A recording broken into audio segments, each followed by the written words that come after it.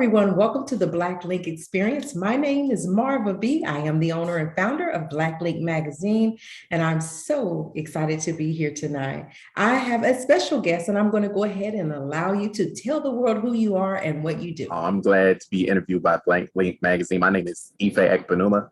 I'm a serial entertainment entrepreneur with a focus more so in music management. I've been involved with a lot of things across the board in multiple forms of media. So I'm just excited for this interview, and I hope people get to know more about me, more about what I've done and what I'm looking to do, and what motivates me.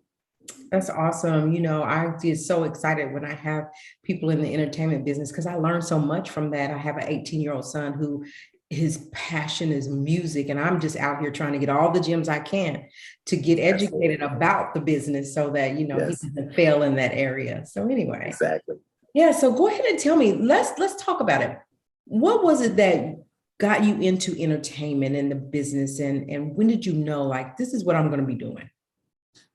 Well, I've always been a fan of music ever since I was small. I'm an 80s baby, so I remember having long family trips in the car. And this might be dating me a little bit, but just in the car listening to Casey Kasem's Top 40. I used to be so excited to hear to hear the Top 40. And like Casey Kasem had that perfect radio voice. It was something couldn't quite describe, but he had that perfect radio voice. And then, as I got older and got to be a teenager, first poem I actually wrote when I was in school, I won a poetry competition. That was in like 92. So I've been writing poetry, listening to music. And when I was a teenager, that was like the 90s. So I was starting to see hip hop really come to fruition, getting excited, seeing like big videos debut on MTV and so forth. I remember this was when I was younger than a teenager, but I remember when the Thriller video came out and I was scared because of all the imagery. Now I'm just like, man, throw on that Thriller video real quick. You know what I'm saying? So it's like moments in my life have kind of been linked to music and certain major music moments. So that's kind of driven me to be involved with music. But then as I became an adult, I graduated from college and then had my first professional job, and that didn't quite work out. So my position got terminated. So now I'm like, I want to be in position so I can be my own boss, because I'm not going to fire myself. Yeah. And I was just looking at stuff and saying, my passion is music. So let me figure this out. And where I'm based at, because I reside in Columbia, South Carolina, I see a lot of great music. I see a lot of good artists, especially young artists. They'll have a great single or a great project. And then about 3 months later, the buzz dies down. Yeah. So really what drove me was I wanted to see artists win in my city and in my state, South Carolina. Mm-hmm. And I didn't see why this wasn't happening. So instead of saying, oh, it's not happening, so what? I just decided to jump in and figure it out. Wow. I like that because you're right. Like I've seen where there have been some artists that have been good, and they just don't last. What do you think what does that due to? Well, I think a lot of times the talent is there, the passion is there. However, the knowledge and the relationships and just saying, I really want to do this. I've actually been involved in entertainment, especially music, for over 10 years. And I almost quit in May. I was like, you know what? It's not really working. I'm frustrated. I'm not really working with anybody right now. Right. And, the PPP happened, not the PPP loan. Yeah. No. The PPP. I prayed, I had patience, and I had perseverance. So I just remember in the middle of May of this year, I woke up and I was just completely frustrated. The job I had was not really working. I'm doing 3 jobs in one, and you're trying to pay me like somebody less than, because I was working as an administration supervisor. working the QuickBooks, setting up stuff for the other workers, and then doing the actual work that the workers do. So 3 jobs in one, but you only want to pay me like I'm doing one job. Mm-hmm. Yeah. And then you want to like look at my hours. So I was frustrated. It was just one of those situations where I just decided, I woke up one morning, I'm like, this can't be it. Got on my knees. I don't even think I said any word. I tried to pray. And then 2 hours later, got a job offer. And then, I started the job. Then after my first week on the job, the second week of the job, one of my good friends, who's actually a phenomenal hip hop artist and creative director, her name's Rayla June. She had a songwriters camp and she asked me to be an admin. And I was like, yes. So I'm working the new job during the day. Then when I get off, I'm going straight to the songwriters camp. And then in the morning, I'm just like, I got my change of clothes, and it's like at least about an hour away from my workplace. And I'm just like, hey, I got to get this done. You know what I'm saying? And then at the end of the camp, because it was like a Monday through Friday situation. So then that weekend, Ray asked me what my Cash App was, and she pretty much gave me the biggest payday I've seen for music ever. And I'm like, you know what? God, you're hilarious, God. I was about to quit, but you had this blessing waiting on me. Yeah. So I can't quit now. You know what I'm saying? And then, I was on Clubhouse. I got on Clubhouse I think it was around November-ish of last year, in all the wrong rooms. And I was just like, I'm a quit Clubhouse for a little bit. But then right around the time in middle of May, when all this good stuff was happening for me, I was like, let me try Clubhouse again. And I happened to find Rothstein Beats. Shout out to Rothstein Beats, one of the best guys in the business. I found that room, Music Networking No Egos, and I was just like, the light bulb moment, like, where have y'all been? This is where I need to be. So yes, and out of being in that room, Rothstein has thrown me so many opportunities, D-Bots, Auntie Jackie, Uncle Mike, I can just go on, Vince, they're all amazing. Uncle Jams. It's just like, and it's so crazy. It's just like, I keep telling people, and I guess it's because they don't see me with the big paycheck yet, or they don't see me at the Grammys or billboards yet. I'm saying, if y'all are involved in music and y'all are on Clubhouse, but you're not in this group, low key, I can't take you seriously, because everything you need in music is in that group. That's a fact. Everything. It's a fact. You talked about quitting, and I know that a lot of people, it's either they don't know the business and they've gotten burned in the business, or they just don't have that backbone to keep pushing to get through there. But I always say that if you quit, it could have been that next move that was going to take you over the edge. So what do you give? What advice do you give to those that are trying to break into the business? What advice do you give to them about being in this business? Well, I really look at entertainment as a whole, and being an 80s baby and just seeing how stuff has progressed and how society affects music and vice versa. I tell nearly anybody in the business, know who you are and why you're getting in the entertainment business. Because if you just go in there and you don't know who you are or even why you're going into the business, this industry, and I've seen it on lower levels, because I'm by no means successful yet. I'm just somebody who's stubborn and hard-headed. Maybe it's the Nigerian in me. Like, I can't stop, won't stop. I'm gonna figure this thing out. And I've been doing it for over 10 plus years. So it's like, I can't dedicate this much time and then just walk away from it. I've tried, and then either an artist or a situation comes and I'm like, you know what? I'll try it again.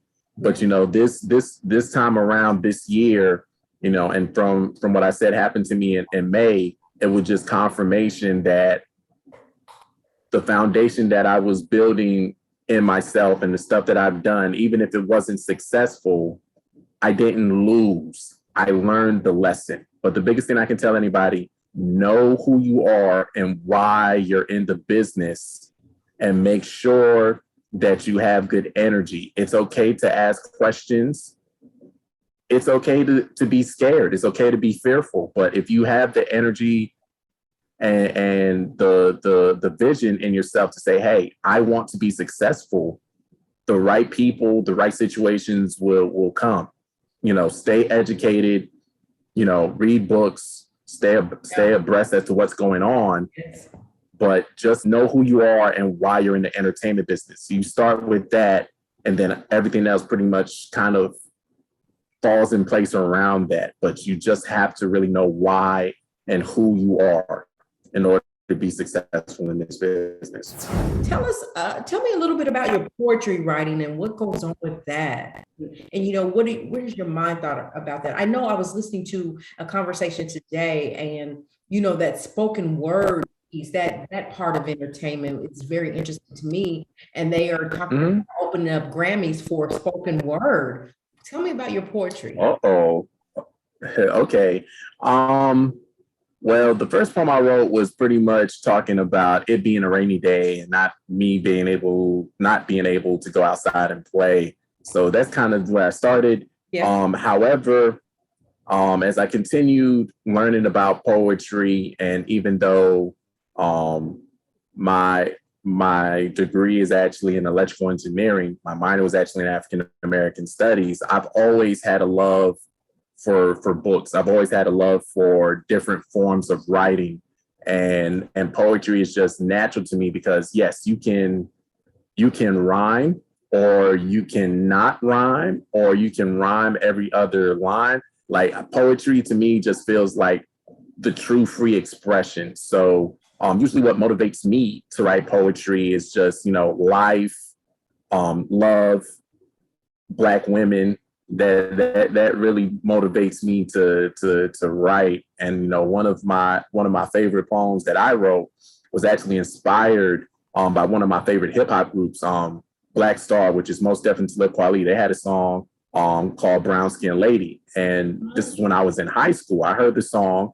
I just put it on loop, played it for like 20 straight times. And then all of a sudden, it's just like the words came to me. And I was like, yo, I need to write this now or I'm going to lose these words. And so I just wrote the poem. And it's just like, that's one of my masterpieces. Like I can forget my social security number. I can forget where I'm at. But I think I can spit that poem almost verbatim, so little to no effort. You know what I'm saying? So it's like my signature piece.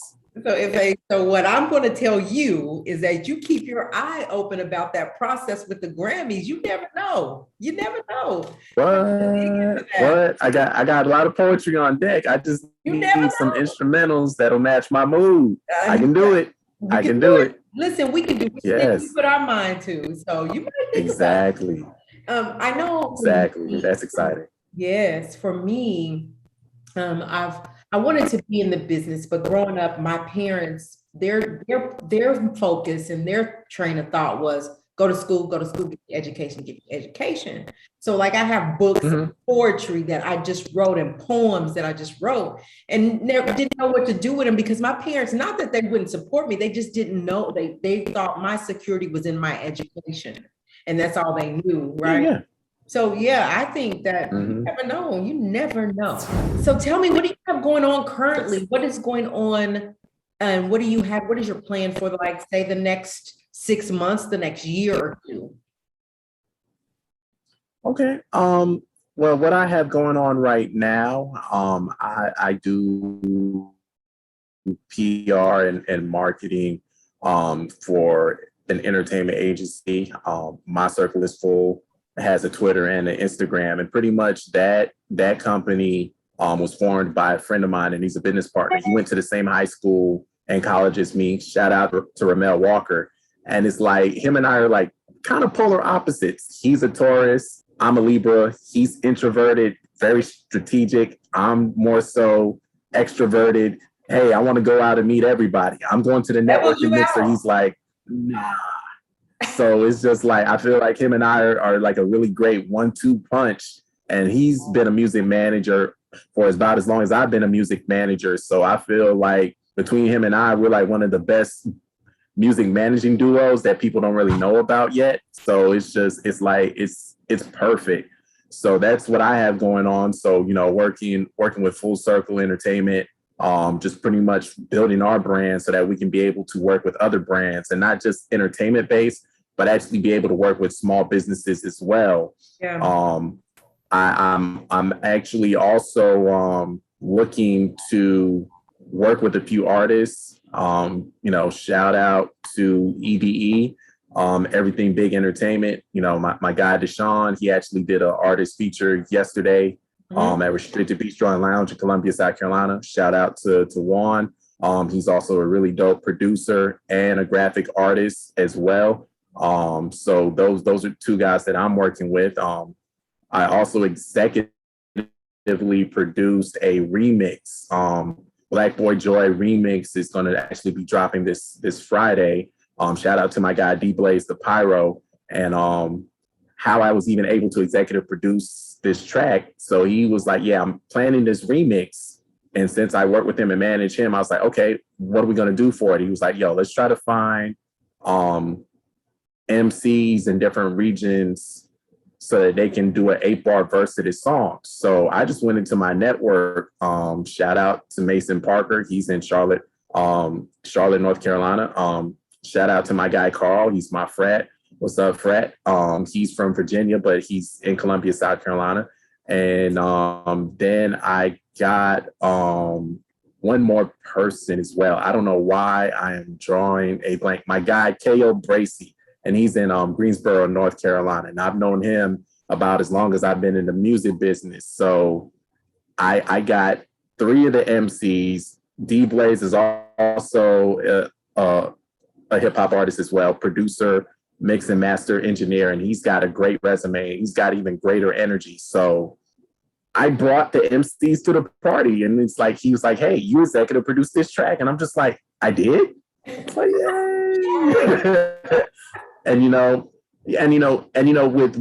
With everything that's going on, not just in America, but in the world, especially with Black people, Black boys and Black men, this song has a really positive message, and it's just something that I feel that a lot of people will gravitate to. So, I really feel like I'm part of a movement, and not just saying, "Hey, we got this hot song, but we're going to push it." So, definitely want to share that with the world. And I just feel like God is blessing me to be at the right place in the right time and to be working with the right people. Absolutely. Yep. Thank you for sharing. I want to ask you, independent or big label? I haven't gotten the big label cosign, and I honestly have done most of my work in the indie realm. However, who's to say that indie won't become the new major? So I have respect for major labels, and of course, being that I've been involved with music so long, I've seen what these major record labels have done and all the accolades.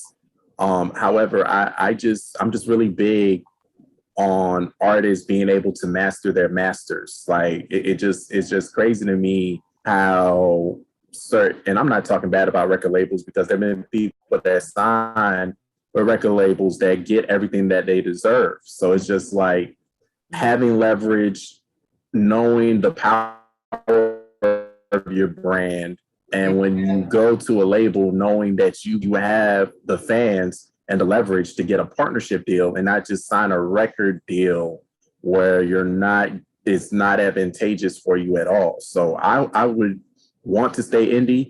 However, if any major label saw value in what I do, or some situation comes out where it's like a big situation is there, I'm not going to say no to it. I would just be really careful that I know what it entails and what it involves. Because one thing that I will not do, I will not jeopardize or give up my integrity. Like, I want to be able to look people in the eye and say, I want to help you and give you the best situation possible. I don't want to have a situation where I'm telling somebody, "Yo, go ahead and sign this deal or do this." And I know inside myself that this situation is not going to be the best for the art. I love that. I feel like, and I think This is, we see it all the time. Independent artists can be very successful. They're very successful. Yes. But I just say, don't rule out the big machine behind you, because they have way more access to things that would really just take you over the top. Nowadays, there's a great equalizer called social media. And Yeah. then now sync licensing or music licensing, which I'm also involved with. Big shout out to Medio, MDIIO. And that basically stands for music data information in and out. So Justin Gray, he's one of the co-founders. He's based in Canada, but he's like a super producer, songwriter. Honestly, he should be verified on social media, but he's so humble. So sometimes I joke with him. I'm like, man, you're a superstar, man. I'm just glad that you text me and you call me back sometimes. You know what I'm saying? And then, you know, shout out to my guy, Just the Beats as well. He has a platform called Pitch Syncs as well. So it's just like when I approach an artist, I'm already, even before I have a conversation with them, of course, I'm going to check their social media and listen to their music. I'm already trying to formulate a plan to see how they could be successful without having to give up ownership of what is theirs, which is their music and who they are, their name and so forth. That's kind of how I'm wired. I love that. And I'm not meant to work with everybody, but at the same time, I feel like, you know, I'm kind of an empath. When I plug in with somebody, I really see where they're trying to go and I want to get them there. Because people overlook that, you know, all they look at is, how can I make money? How can I get money off of them? How can I make money? But what about, they're the artists, you know, how can you pour into them? How about that? Let's pour into them and really help them grow, because exactly. Then you both get to benefit. So here's my question, and we'll get out of here. But these days, currently, what's current is numbers and streaming, and that's what people are looking for. That's what takes you to the next level. What is your strategic plan, or what is your advice that you give to these indie artists about social media and numbers, and how that's, because back in the day, people had to really have a talent. They had to really hustle and bustle to get where they wanted to be be successful. Right now, it could be at any moment, one thing on social media that goes viral, and you're what's happening. What do you say about it? Exactly. Well, social media is the great equalizer. So what I tell artists is, it's about your brand. It's about being ready for the moment. Like, if you go viral, that's great, but what's next? Because what's next? So my thing is, sometimes I have to kind of like hold back some of my good ideas. But for most of the artists that I work with, and I really stress this for anybody that wants to be in music management, make sure that when you're working with people, it's not because they're popular or because it's money driven.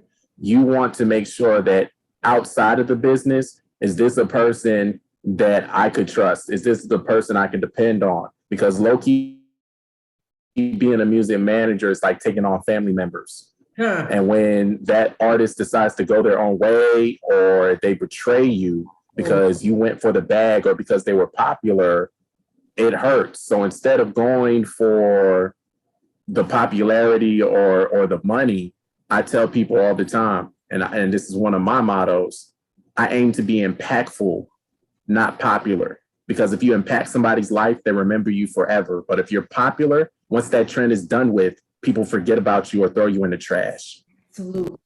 Makes sense. You're very brilliant. And I love the gems that you're dropping. And I'm so on the same page with you about that. You know, yeah, you can be popular for the moment. You can go viral for the moment, but what's behind that? What else are you going to do to add to that? And then how are you going to keep, I'm like you, I'd rather keep the relationship than being popular or whatever, you know. So I love what you're saying. I love the gems that you're dropping. It's very brilliant. And I hope that people listen to it, because this is what, and even though it's baby steps, right?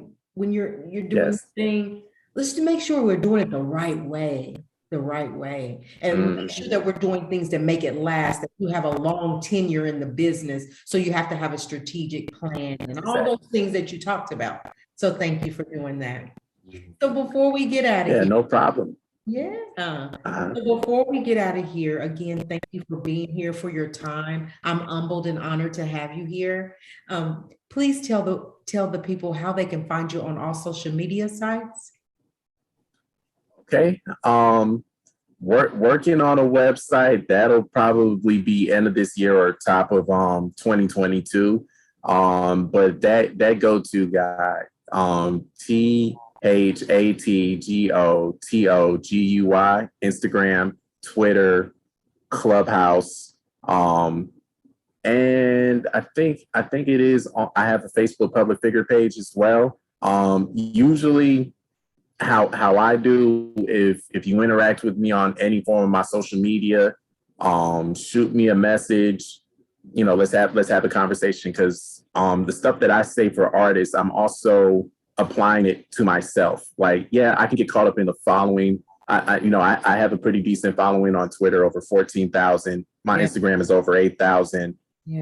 Still working Clubhouse a little bit, but I'm not a small fry on Clubhouse either. I'm at 1.7K, which is cool. But the thing is, I don't get caught up in the numbers. I get excited about the possibilities of collaboration projects and connections. Like, you and I met through Clubhouse and the room, music networking, no egos. And I've even kind of talked to you off the record, not even in this interview, that I'm actually a pretty good writer as well. Like, I love doing interviews because I feel like the goal of an interview is to give people insight into who the person is and maybe open up something that person hasn't even shared with the world. Like, if I do an interview or write up with somebody, the goal is to help that person that I'm interviewing get more fans, or to give people a better perspective as to who this person is and what they're doing and where they're looking to go. So that's just how my mind works.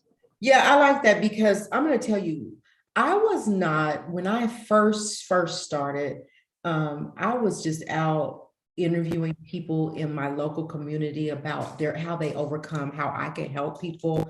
Maybe they were on drugs and they got sober. How did you do that so you can help somebody else? Because when you interview people, a lot more people see it. You're helping other people. How they, just about their personal lives and stuff that they went through. Like, I had no idea that it would turn into this big entertainment thing and be as big as we are getting. But that's because I stay loyal, and I don't care if you're a celebrity or not. Everybody has a story. So for me, it wasn't about the celebrity people. It was about everyday individuals that wouldn't have a voice. So why don't I provide this platform to have a voice so people get to know them? So then, if you are in entertainment, if you do have a talent, if you are an entrepreneur, more people can see you. How can I help you get in front of more people? And it's so funny, because I even before this interview, I actually was talking to my guy Ramel and my young brother, who actually also is a Libra, Moon Global, and I was just saying, don't chase the money. Aim to be successful and aim to make an impact, because those other things, the accolades and the money, will come. Because I think a lot of people get into entertainment, and there's nothing wrong with that. Yes, you do want to make money. You do want to have pretty things and great things, be able to take trips here, there, and everywhere. I understand all that, but I don't remember the exact scripture, but it says the love of money is the root of all evil. So I don't love money. I love people. So you talked about management and how, basically it's a family member when you start to manage these people. And Ray J and Brandy's mother said it, Sonia Norwood, she said, if you're going to get a good manager, that manager has to be about you, not about the bag, not about them being famous and in the forefront. It's about that artist. Tell me, what do you say about getting a great management team where, and it's hard because you got to have that trust factor, that where they're not trying to be famous themselves. They came into management to help manage an artist to get to the next level. Let's talk about that. Okay, well, I tell artists this, and maybe I'm giving a little bit more information, but there's you stop living when you stop learning. But I tell artists this: you're not really successful until you have three managers or a management team that can do a combination of three things. You'd have your personal manager, your manager that believed in you when nobody else did. Pretty much that manager that saw your potential and started working with you to get to the point where you have a fan base where people are paying you for features and people are paying for you to get shows. So that's the personal manager. That's one. Okay. Then two, you have your business manager. Now, this business manager is more so the person that sees your brand, helps you with your branding, and finds opportunities for you based on who you are, who you believe in, and what your brand is. So that's the person helping you get partnership deals, sponsorship deals, and so forth. Okay. Then third, you have your road manager, and that's self-explanatory. That's the manager that goes on tour with you, or the manager that's actively looking to get you booked to do shows and making sure that once you get to your venue to perform the show, are you doing a sound check? If you have a writer saying, you want certain foods or certain things before the show, making sure that's in place. And then just making sure that, when you're booked, you have that down payment deposit already secured. So you know that the venue's serious about having you come to the show. And then just making sure that you as an artist can get on stage, perform, and fulfill your obligations towards that contract. But then also make sure that everything is smooth as possible, financials are handled, and that experience for you as an artist performing is good, and that everybody gets what they want to get out of there. So I tell artists, having three managers, you don't necessarily have to have the number three, like three different managers, but if you have a management team that can do those things or a combination of those things, then you're well on your way. You know what I'm saying? And it's, having conversations like this is just further confirmation. And, we'll be in touch, because I really feel that a lot of people hop into music management. And I did this myself. I didn't really know what a manager did. I just knew that I wanted to do it because I wanted to see artists be successful. And it's great to see people grow.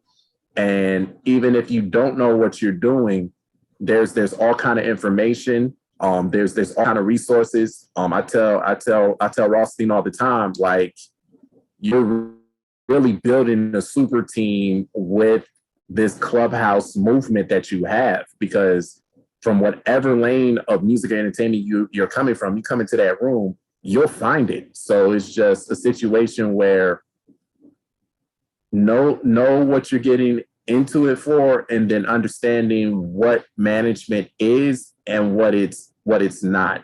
That's right.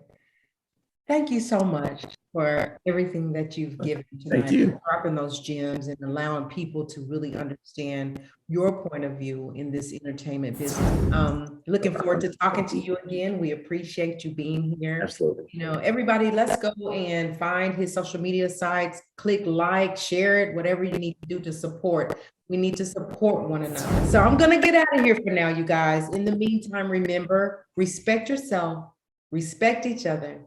God bless.